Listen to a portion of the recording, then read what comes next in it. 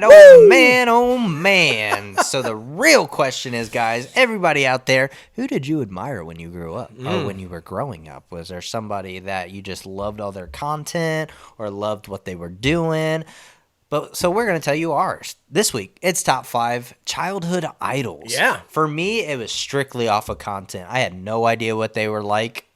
So yeah, it's strictly off of content that I could relate to be honest. So Yeah, me too. Kind of along those same lines. Things that, like, as a child and growing up, people that you wanted to emulate and or have success as these people did, and pertaining to things that you do. So that's how I kind of approached it. Oh, for sure. Well, number 5 for me goes to Eminem. I feel like this, especially for my generation growing up and trying to become who they are, they weren't afraid to speak out because someone like this who looked like them was speaking out so I don't unapologetically, I guess you could say. Something about it, it just gave you inner strength to be able to say, no, fuck you, I'm not going to do that because I don't believe that it's right. And definitely helps with a lot of anger, I would say, because, he feels a lot of anger about family members and different situations and different politicians. So it was very relatable in a sense, especially growing up in a world where you're trying to find your place. And I feel like that's what he was doing in his music career, was trying to find his place. So, of course, number 5 for me, Eminem. There you go. I mean, great choice. Number 5 for me, anybody who's known me for a long time, and for all of you who don't, but now get to know me, football was a huge part of my life growing up. It was always something very important to me and my family. And my team, bring on the hate. I know it. Haters going to hate. Dallas Cowboys. Well, my number 5, Drew Pearson, the legendary number 88, Drew Pearson. Receiving was my gig. I was a receiver. I loved receivers, and this guy was the guy I desperately wanted to be. Drew Pearson, if you don't know, was on the receiving end of the Hail Mary, him and Roger Staubach. That's where the term came from. That was the first Hail Mary pass. And Drew Pearson made a shit ton of incredible catches over his career, and I wanted to catch just like him. So Drew Pearson, number 5 for me. An amazing, amazing wide receiver, an amazing Dallas Cowboy, apparently a very good businessman, and just all kinds of reasons to idolize this guy. I mean, come on. For sure. Well, number 4 for me, Gus, goes back to music and growing up, and of course, like I said, for my number 5 pick, trying to figure out who you are. Number 4 is Dave Grohl. I chose him because while growing up, obviously getting hardcore into that grunge music scene and then figuring out Foo Fighters and all this different things, but he's kind of a prime example of someone who doesn't give up even though a bad situation has presented itself in your life. Obviously with the death of Kurt Cobain, and then now with the death of Taylor Hawkins, the drummer of Foo Fighters and the lead singer of Nirvana. Obviously Dave Grohl is involved or was involved with both of those bands, and he just continues to keep moving forward and keep that positive outlook on life, and he's such a good guy. Yeah. I mean, you see these videos and these TikToks of him bringing people up on stage, having them sing with them, having them play guitar, and I mean, he gives a lot back. He does a lot of charitable work and does a lot of things for his kids and other kids out there. So I think that was a big thing for me growing up to see, even with all the success, especially like when I'm starting to think that I want to get in the entertainment industry, even with all of his success, he's still a down-to-earth, humble person. And I think he's probably one of the first people that I've noticed that with, that I did notice that with when I was trying to figure out what I wanted to do. So number 4, Dave Grohl is just an overall good human being. There you go. Good choice. My number 4, unfortunately, we just recently lost, in my opinion, the single most iconic comic book artist of all time. Honestly, I'm talking, of course, about Mr. George Perez. You guys know I draw, I sketch, I do a lot of bunk and the different things. And early on in my childhood, I really thought maybe that's what I want to do with my life. Maybe I want to draw comic books. I want to be an artist. And this guy was hugely inspiring to me. His work on so many legendary storylines and comic books on Marvel and DC side, Crisis on Infinite Earths, and an incredible Avengers run, and just so many things. And just his need for detail and everything that he did was just beyond inspiring. And that was the guy that I really wanted to emulate as an artist. I just felt like he was amazing, and I had the opportunity to meet him as I told you about on another show, and even more so inspired to want to continue my art and to continue to draw. And yeah, I mean, it was just somebody I always had kind of looked up to, and I just really revitalized me to want to draw again, even all these years later as an adult. So it's definitely a guy that was important to me in my childhood, and so sorry that he passed, because it was definitely a huge loss, man. Yeah, for sure. For me, my number 3 goes to the one and only, obviously one of my all-time favorite actors, favorite living actor as we speak, Leonardo DiCaprio. This man's like resume is like endless with fucking box office hits, critically acclaimed hits. I mean, he's just great philanthropy work and does great things for the environment and like global warming and all these different things, environmental change. Like, he just seems like the definition of someone who grew up in the industry but didn't let the industry phase him. That's good. Like, I mean, you see all of these people who were child actors and who did grow up in the entertainment industry with all this success that completely change or get into drugs or all these different things. I mean, of course, his friend and person that we lost, River Phoenix, who got into drugs and like literally died.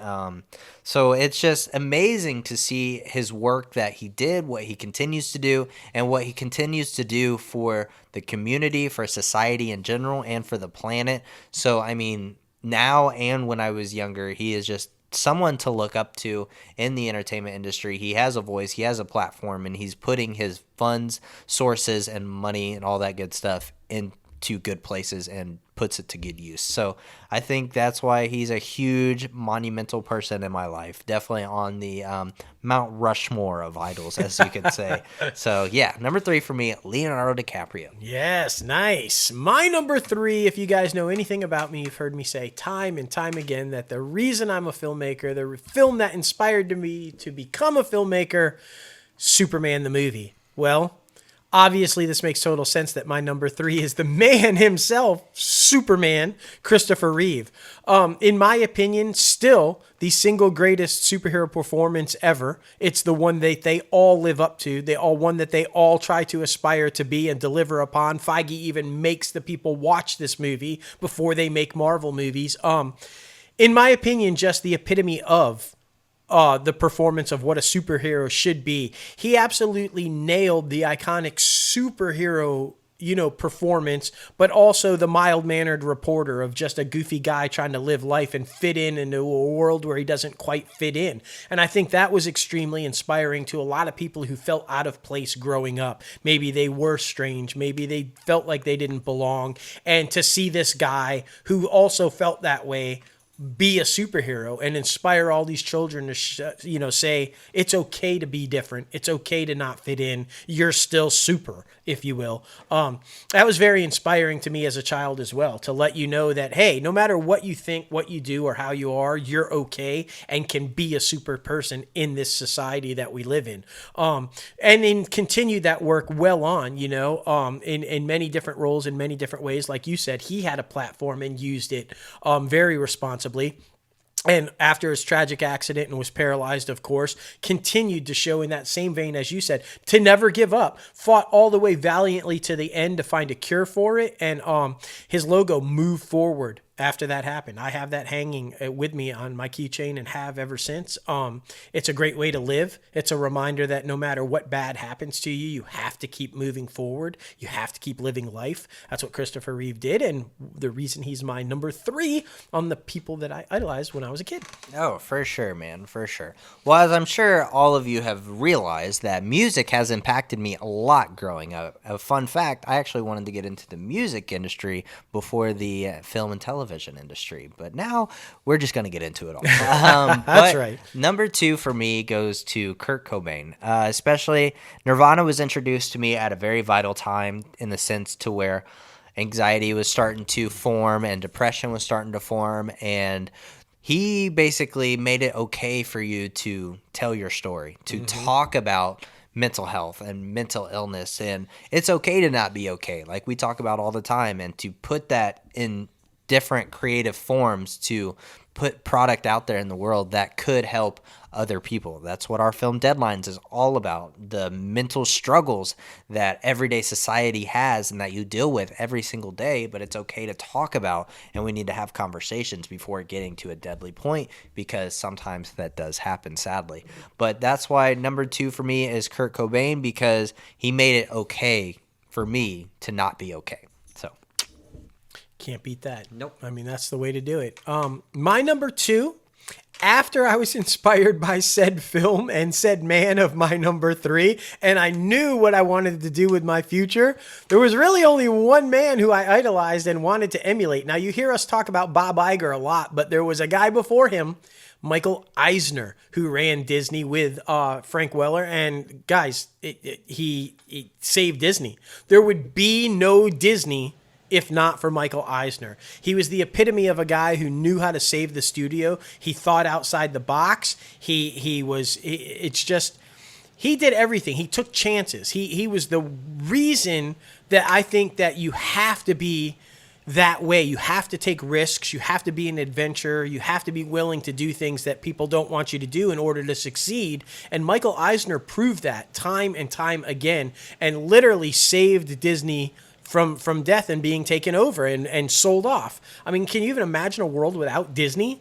Well, Michael Eisner couldn't either, and saved it. And so as a young man going, okay, now this is the career I want to do, what better person to want to emulate and say, hey, that's the way to do it. You got to be creative. You got to be bold. You got to think outside the box. You got to take risks. And if you do all that, you're going to be hugely successful. And Michael Eisner proved that.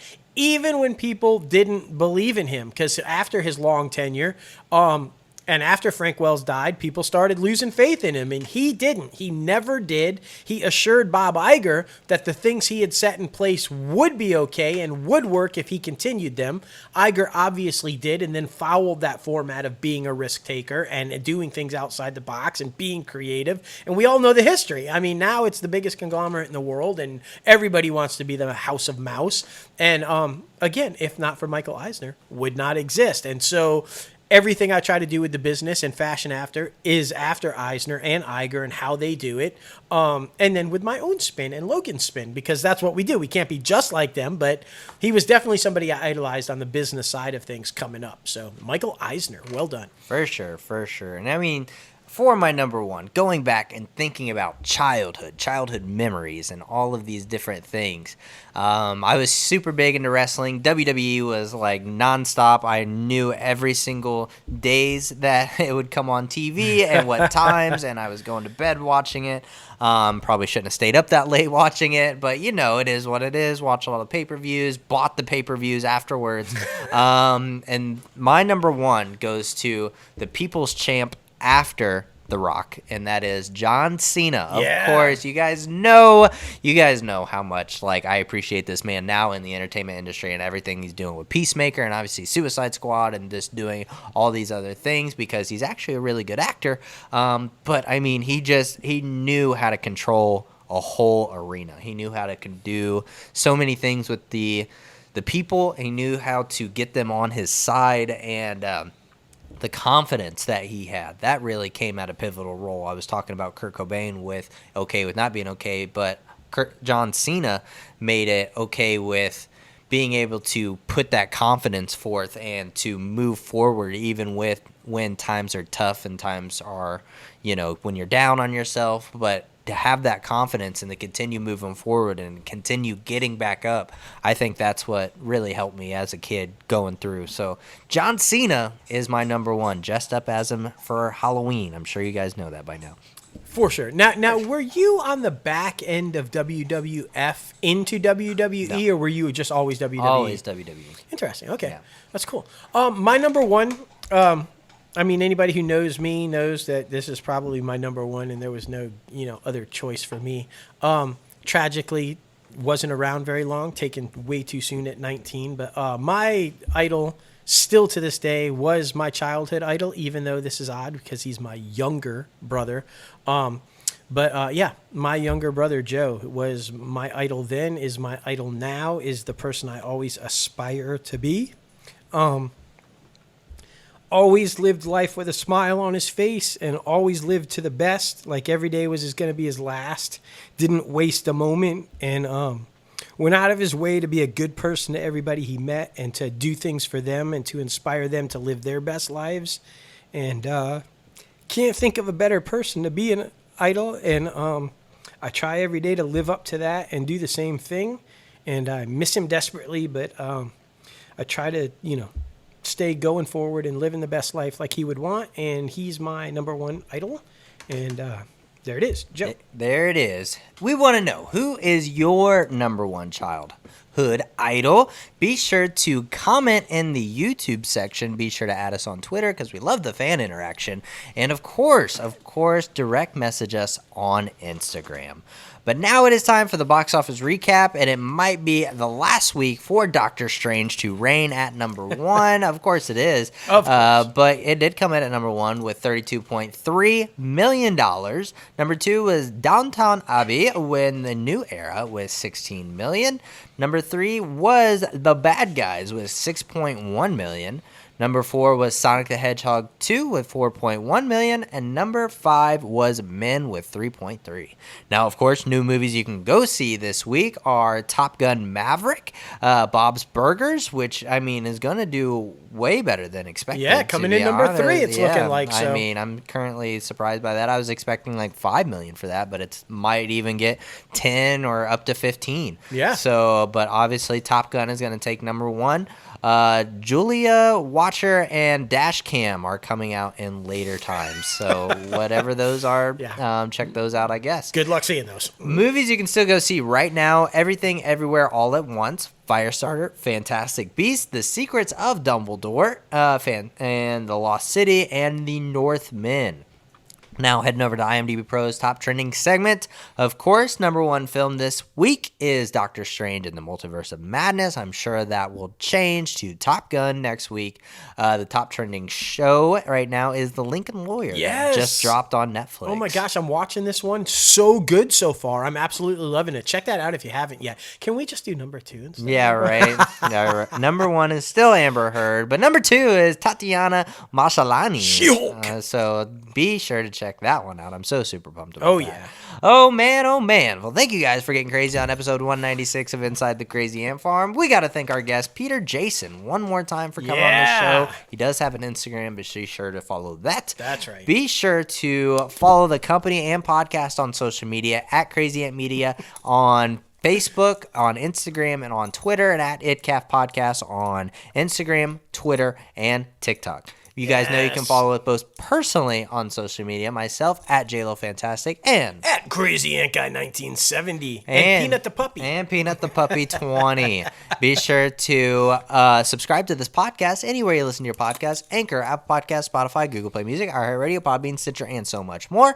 And you guys know you can watch the video on YouTube. Be sure to hit that like button, subscribe to the channel, and ring the bell for all the latest and greatest notifications coming out of Crazy Ant Media. Obviously, with the film dropping, be sure to go to Vimeo and check it out so you can see our critically acclaimed success. Yes, and start the conversation. Exactly. That's what it's all about. Be sure to visit the website, www.crazyantmedia.com. You can find the deadlines page, and you can check out our merchandise and rock all the latest and greatest Crazy Ant Media gear. For sure. There's a lot of good stuff going down in Hollywood, to be honest. Of course, all the Star Wars stuff, jonesing over it.